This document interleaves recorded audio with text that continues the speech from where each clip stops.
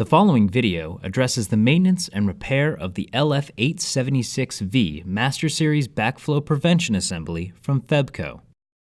Before beginning any work, please familiarize yourself with these procedures to avoid injuring yourself or damaging the valve. Product resources, including installation and specification sheets, repair kit ordering information, and additional videos, can be found at febcoonline.com. The LF876V features inlet and outlet shutoff valves, 2 check assemblies inside the valve body, 4 test cocks, and a bypass assembly. The bypass assembly includes 2 shutoff valves, 2 test cocks, a water meter, and a bypass check. No special tools are needed for inspection or repair. You'll need an adjustable wrench, a flathead screwdriver, and a socket set. FEBCO backflow prevention assemblies can be serviced in line. We'll begin by shutting down the system. Note, this is a dry demonstration. In real-world applications, some water will escape the valve during the following procedure. Take proper precautions. Slowly close the outlet shutoff valve.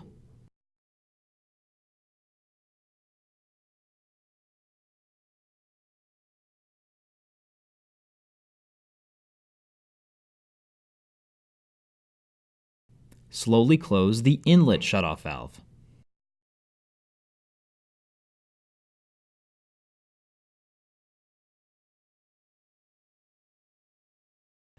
Bleed residual pressure by opening the number 4, number 3, and number 2 test cocks, cupping your hand above the valves to minimize water spray.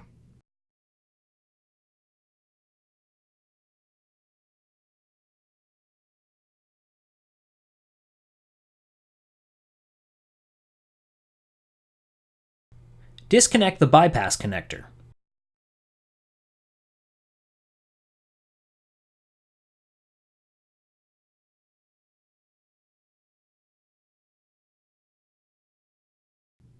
Remove the cover bolts, removing the 2 bolts that are located next to the retainer pin last.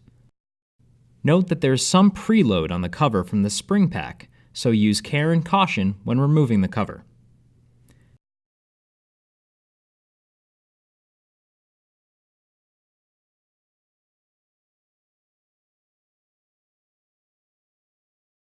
Inspect the bearing socket on the check cover.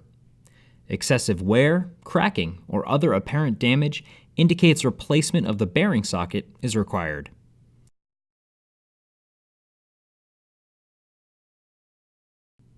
Remove the cover O-ring. Inspect the cover O-ring for damage and replace if needed. Note: during regular maintenance, the entirety of the check module does not need to be removed from the valve body for service. Instead, we will uninstall and inspect individual check components. Remove the pivot bearing from the upper spring retainer of the spring module. Inspect for wear and tear and replace if necessary.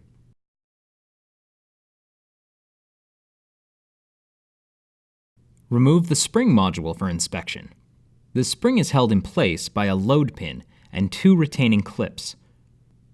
Remove one of the 2 retaining clips, and using the second clip as a handle, slide out the retaining pin. Lift the spring out of the valve. Inspect for wear or damage, and replace if necessary. Inspect the check disc. The check disc assembly is held in place by a jam nut connecting it to the check disc arm. Unscrew the jam nut and washer.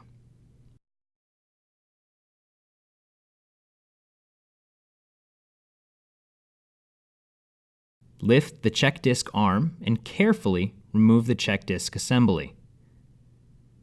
With your hand, inspect the seat sealing surface for debris or damage. Note, with the check disc assembly removed, the check seat sealing surface is now exposed. Care should be taken not to drop the check disc arm onto the seat sealing surface. We recommend wrapping the check disc arm in a rag to minimize potential contact of these 2 components. Inspect the check disc rubber. If the rubber is cut, damaged, or worn, it should be removed and replaced. Unscrew the 4 bolts holding the retainer plate in place. Clean the disc components to remove any debris and install a new rubber disc. During emergency repairs, the rubber disc may be temporarily reversed and reinstalled. All damaged discs should be replaced as soon as possible. Check with the local authority having jurisdiction to ensure the reinstallation of a reverse disc is allowed.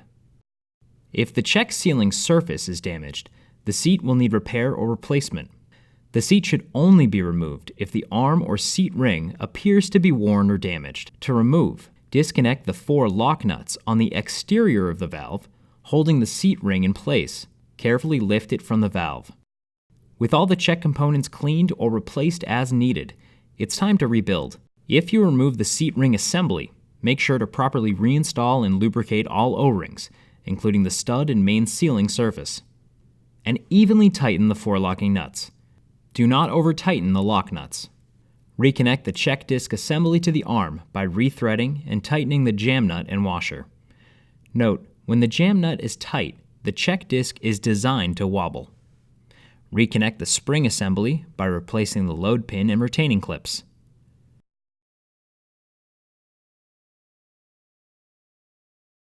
Reinstall the pivot bearing.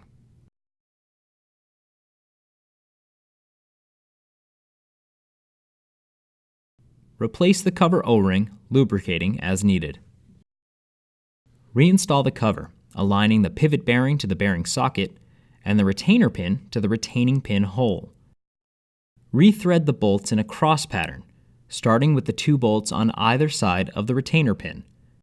Torque wrench tight in a cross pattern to ensure that the cover is evenly threaded. Repeat the previous procedure for the second check, replacing damaged components as needed and ensuring the valve body is free of dirt and debris. The bypass features a backflow assembly which should be inspected and repaired as needed. The bypass can be isolated by closing the inlet and outlet shutoffs and bleeding residual pressure.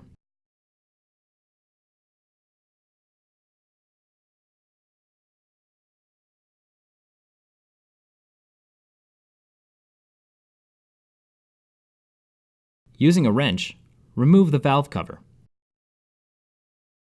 With the cover removed, the cover O-ring, spring, and check disc holder can be removed.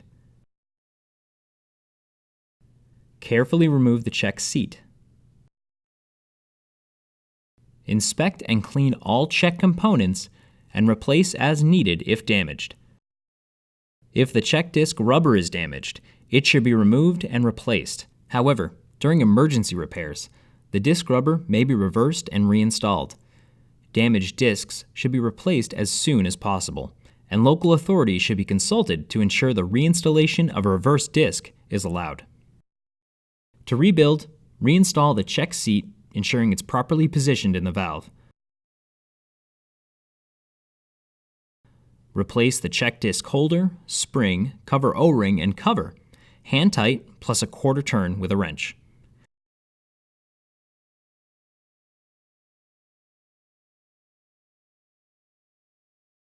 Finish by opening the inlet and outlet shutoffs.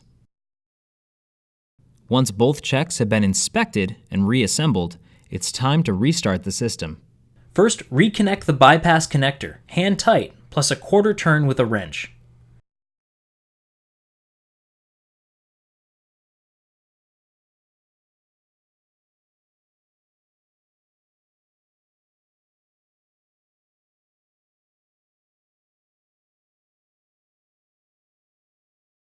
Start by closing the number 2, number 3, and number 4 test cocks.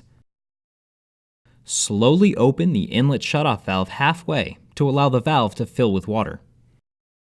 Bleed any air trapped within the system from test cocks number 2, number 3, and number 4 in this order by cupping your hand over the test cock, opening halfway until water flows from the open port, and then closing. Once all air is purged from the system, fully open the inlet shutoff valve.